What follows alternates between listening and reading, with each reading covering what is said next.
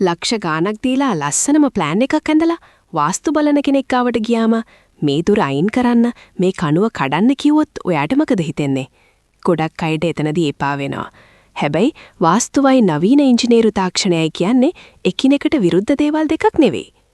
ආයුබෝවන්. අද අපි කතා කරන්නේ ගෙයක් හදද්දී ගොඩක් දෙනෙක්ට තියෙන ලොකුම ප්‍රශ්නයක් ගැන. ඒ තමයි වාස්තු විද්‍යාව. ඇත්තටම වාස්තු කියන්නේ මිත්‍යාවක්ද? නැත්නම් ඒකේ විද්‍යාත්මක පදනමක් තියෙනවද? ඔබේ ගෙදර ශක්තියට හානියක් නොවි මේ දේවල් දෙක බැලන්ස් කරගන්නේ කොහොමද කියලා අද අපි හරියටම දැනගමු.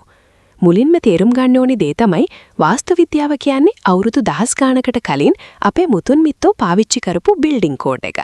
ඒකේ සම්පූර්ණයෙන්ම තියෙන විද්‍යාව.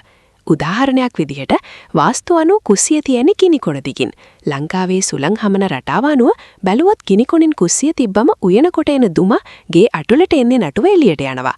ඒ වගේම නැගෙනහිරට ප්‍රදාන කළ තියන්න කියන්නේ උදේ පාන්දර හිරු එළිය ගේ අටුලට වැටිලා විෂ බීජ විනාශ වෙන්න ඕනි නිසා. හැබැයි මෙතනදී කරන ලොකුම වැරද්දක් තියෙනවා.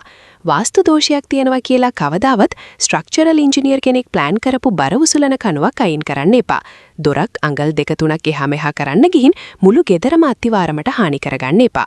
ඒකට කරන්න තියෙන හොඳම දේ තමයි ගෙදර ප්ලෑන් එක අඳින්න කලින්ම ඔයාගේ ආකිටෙක්ට් වයි වාස්තු උපදේශකවයි එක තැනකට ගෙනල්ලා සාකච්ඡා කරන එක. එතකොට ගෙදර ලස්සනයි ආරක්ෂාවයි වාස්තුවයි කියන තුනම කිසිම ප්‍රශ්නයක් නැතුව ගලපා ගන්න පුළුවන්. ඉතින් වාස්තු කියන්නේ බය වෙන්න ඕනි දෙයක් නෙවෙයි ප්‍රායෝගිකව තේරුම් ගන්න ඕනි දෙයක්. මේ වීඩියෝ එකෙන් අලුත් දෙයක් ඉගෙන ගත්තා නම් වීඩියෝ එක ලයික් කරන්න යාළුවන් එක්ක ෂෙයා කරන්න. ඒ වගේම ගෙයක් හදන්න වාස්තු විද්‍යාවට ගැලපෙන සමචතුරස්‍රාකාර හෝ ඍජුකෝණාස්ත්‍රාකාර හොඳම ඉඩම් ලංකාවේ ඕනෑම තැනකින් හොයාගන්න yourproperty.lk වෙබ් අඩවිය අදම භාවිතා කරන්න. ලින්ක් එක පහලින් තියෙනවා. අපි ඊළඟ වීඩියෝ එකෙන් හමු වෙමු.